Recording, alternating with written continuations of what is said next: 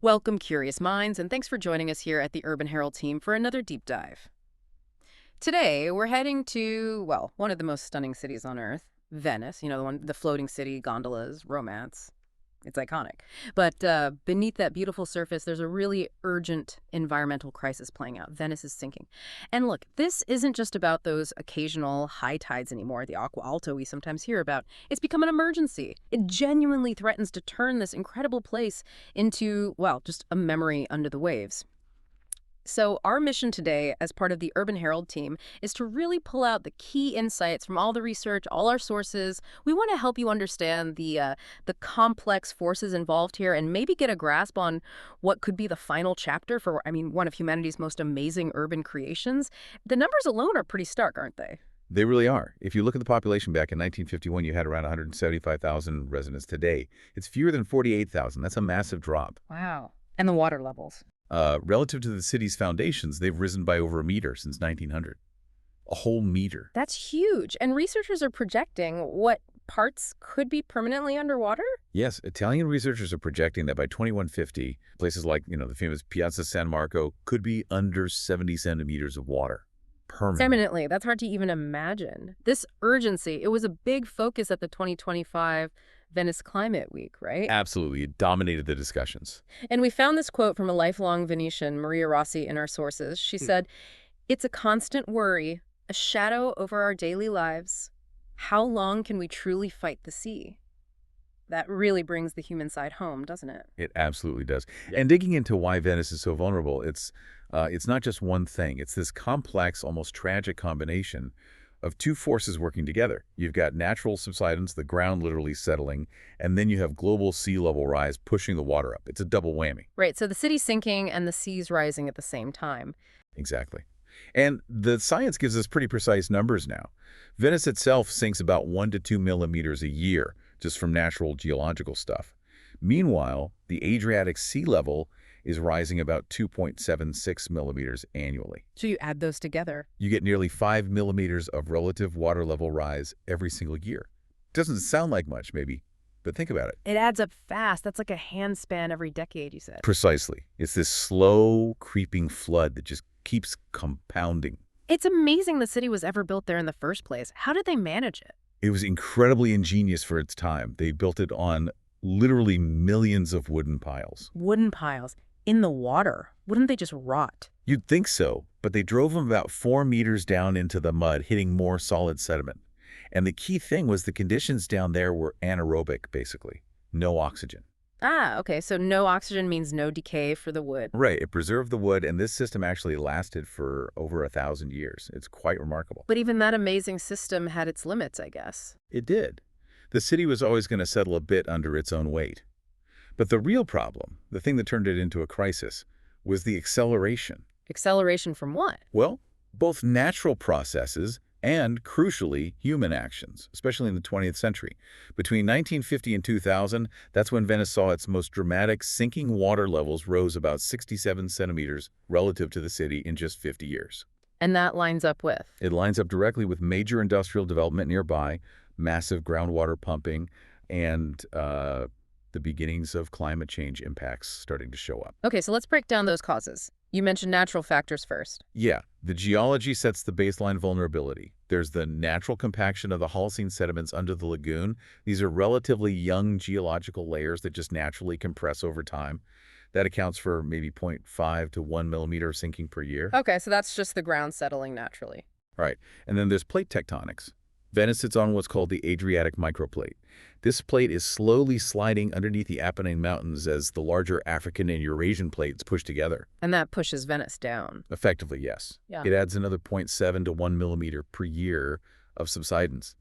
And there's absolutely nothing we can do about that part. The whole region is just naturally prone to settling.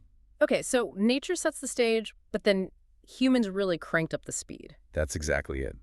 Human actions turned a vulnerability into a potential catastrophe. The biggest single factor, groundwater extraction. Right. You mentioned industry nearby, Marghera. Yes, the industries in Marghera, particularly between the 1930s and 1970s, were pumping enormous amounts of fresh water out of deep aquifers beneath the lagoon. And that caused the ground to compact. Precisely. Pulling the water out let the sediment layers compress rapidly and, importantly, irreversibly. How bad did it get?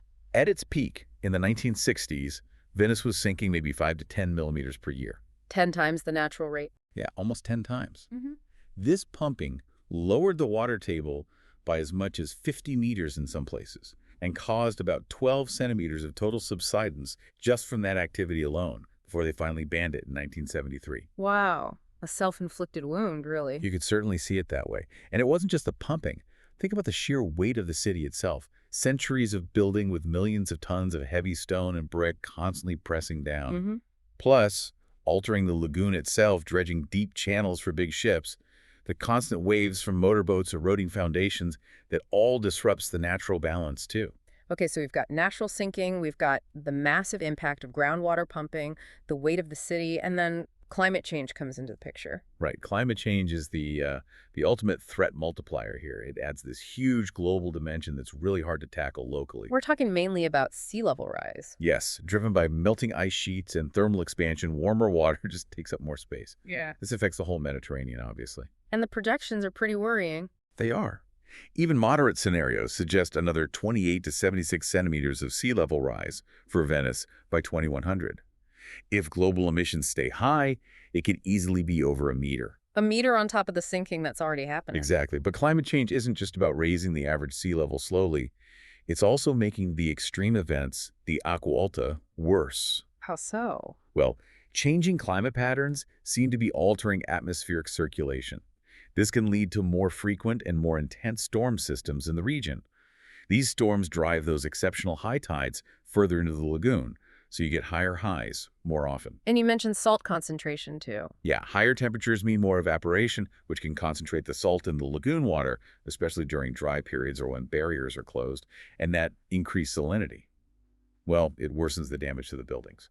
Let's talk more about that acqua alta. It used to be just an occasional thing, right? Part of Venetian life. It was, yes. A seasonal nuisance maybe happened 5 or 10 times a year that it exceeded, say, 110 centimeters, which is a significant flood level. Now, we're seeing significant flooding 60 to 80 times a year. It's become a regular feature, not an exception. And it's still increasing. That 2019 flood must have been terrifying. It was devastating. The water reached 187 centimeters, the second highest ever recorded. Yeah. 80% of the city was flooded. 80%. The damage must have been immense. Over €1 billion. But it's not just the money. Think about what that means for people living there. Everything just stops, I suppose. Pretty much. Transport shuts down. Businesses have to close. People can literally be trapped in their homes. There's a huge psychological toll living with that constant threat hanging over you. And tourism. Venice relies so heavily on it. It gets hit hard. Hotels reported cancellation rates of 30, even 40% during and after that 2019 flood. People just don't want to deal with it. And beyond the immediate disruption, there's the slow, grinding damage to the buildings themselves, right? The salt. Ah, yes, the salt is incredibly destructive. It gets into the pores of the brick, the stone, the mortar. When the water recedes or humidity changes, the water evaporates, but the salt stays behind. And crystallizes. Exactly. It crystallizes, then maybe dissolves again when it gets wet, then recrystallizes. This cycle creates internal pressure, almost like tiny explosions within the material, just flaking it away, pushing it apart from the inside. That sounds relentless. How much salt are we talking about? Near the water level, some measurements show buildings contain 70 to 80 kilograms of salt per cubic meter of masonry. It's astonishing. Wow. And this affects the foundations too, that Istrian stone they used. Yes, the rising damp is a huge issue now. Because the water levels are higher more often, salt water is soaking much further up the walls through capillary action. That Istrian stone is quite water resistant, but it was never meant to be permanently soaked, especially not in salty water, meters above where it was originally expected to be wet. And what about the treasures inside? St. Mark's Basilica. It's heartbreaking. St. Mark's, with its incredible mosaics and marble floors, has been flooded repeatedly. The salt water gets into everything. I read somewhere that conservationists say each flood ages it by decades. That's the estimate, yes. That each major flood effectively ages the basilica by 20 years because of the damage caused by the salt. It's a constant battle for preservation. So buildings crumbling, constant flooding, it's no wonder the population is dropping. It's perhaps the most stark indicator of the crisis. That 70% population decline since the 1950s is just catastrophic for a living city. It's one of the most dramatic examples of urban depopulation in modern Europe. And it's a vicious cycle, isn't it? People leave, services close. Exactly. Housing costs are a major factor. So many apartments have been converted into short-term rentals for tourists, pushing prices way up for locals. Right. Then add the constant disruption from flooding, the difficulty of just getting around or running a business. Essential things like local shops, schools, doctors' offices, they close down as the resident population shrinks. Which makes even more people leave. Precisely. And you end up with this really stark statistic we found. There are now actually more tourist beds available in Venice than there are permanent residents. Roughly 50,000 beds to about 49,000 residents. So it risks becoming, what, just a museum? A theme park? That's the fear many express, that it stops being a living, breathing city with its own unique culture and becomes primarily a backdrop for tourism. And the young people must find it particularly tough. Immensely. If you're a young Venetian, what do? Stay in a city where you likely can't afford to live long-term, where job opportunities are mostly in tourism, and life is constantly disrupted. Or move to the mainland for stability, better amenities, more career options. You get a brain drain. A significant one. And that threatens the continuation of Venetian traditions, skills, the very culture of the city. Okay, so the situation is clearly critical, what's being done. The MOST project is the big one, right? Yes. MODI, that stands for Modulo Sperimentale Elettromeccanico, Yeah. is the massive engineering project designed to protect the city. It's basically a system of mobile flood barriers. Mobile barriers, how does that work? There are 78 huge hollow steel gates resting on the seabed at the 3 inlets connecting the lagoon to the Adriatic Sea. When a dangerously high tide is forecast, they pump compressed air into the gates, forcing the water out. And they float up. They rotate upwards on hinges, creating a temporary dam to hold back the high tide from the Adriatic. It's designed to protect against tides up to 3 meters above normal, And they cost a lot. around 7 billion euros. A huge investment. Has it worked? It's been operational since 2020, hasn't it?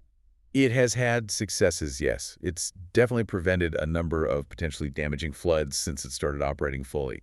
So in that sense, it functions. I sense a but coming. Well, the but is multifaceted. Firstly, they're having to use it far more often than they ever expected. It was designed for maybe 5 to 10 activations a year. And how often are they actually using it? In its first 2 years, it was activated 49 times. Wow, okay. That's way more than planned. Why is that a problem? Several reasons. One is the cost. Each activation costs something like 300,000 euro for 400. Maintenance is also proving very complex and expensive. Okay. But maybe more worrying are the environmental impacts. Every time those barriers close, they cut off the natural water exchange between the lagoon and the sea. So the water inside just sits there. Pretty much. This can lead to lower oxygen levels, higher water temperatures in the summer, and pollutants getting trapped inside the lagoon. Ecologists are really concerned that frequent closures could damage the lagoon's ecosystem, potentially turning it into a sort of stagnant lake over time. So MOSI helps with flooding, but might create other serious problems. That debate must have been intense at the Climate Week. Very intense. Is MOS a sustainable long-term solution? Or just a really expensive temporary fix that doesn't address the root, causes subsidence and rising sea levels, and might harm the lagoon environment? That's the core question. Are there other ideas being floated beyond just barriers? There are. Some are quite bold. For example, Professor Pietro Teatini at the University of Padua has proposed injecting water back into the deep aquifers under the city. Injecting water. To do what? The idea is to carefully pump seawater into the same deep, sandy layers from which water was extracted decades ago. This could, theoretically, slightly reinflate those layers and lift the ground surface, potentially raising the city by as much as 30 centimeters over many years. Lift the entire city. That sounds ambitious. It's definitely ambitious and controversial, involves potential risks, but it was seriously discussed at the Climate Week as a way to potentially reverse some of the subsidence. It shows people are thinking creatively. And on a smaller scale, what are residents doing? You see a lot of building-level adaptations now. Hmm. People raising the ground floors of their homes and businesses, installing waterproof barriers at doorways, putting in pumps to get water out quickly after a flood. Basic survival measures, really. And the city is trying things like the tourist tax. Yes. That 5 daily tax for day trippers is an attempt to manage the sheer volume of visitors and raise funds. There are also efforts to encourage tourists to visit other parts of the lagoon, not just crowd into St. Mark's Square. Plus the ongoing conservation work by groups like UNESCO. Absolutely. UNESCO and other organizations have coordinated efforts and funded restoration projects for decades, over 50 million euros since the big flood in 1966. But the scale of the problem, the sheer number of buildings affected, it just dwarfs the available resources. So looking ahead, it really feels like a race against time. It absolutely is. And the climate projections keep getting, well, more concerning. Even those conservative estimates, 44 to 76 centimeters of sea level rise by 2100. That would mean aqua alta hundreds of times a year. Yes, potentially 200 to 300 significant flood events annually. That makes normal city life almost impossible to imagine. And the worst scenarios. They push towards or even exceed a meter of sea level rise by 2100. And again, researchers projecting parts of the city permanently lost by 2150. Venice really is the canary in the coal mine for coastal cities everywhere, isn't it? Miami, Mumbai, Shanghai. It truly is. It shows very starkly how this combination of sinking land, rising seas, and more extreme weather can threaten even places with significant defenses and immense cultural value. Which leads to this idea of shifting from just resistance, like building walls, to adaptation, learning to live with the water. Exactly. There's a growing recognition that trying to hold back the sea completely might just not be feasible or sustainable in the very long term. So what does adaptation look like in Venice? Well, people are exploring concepts like amphibious architecture buildings designed to cope with fluctuating water levels, maybe even float slightly.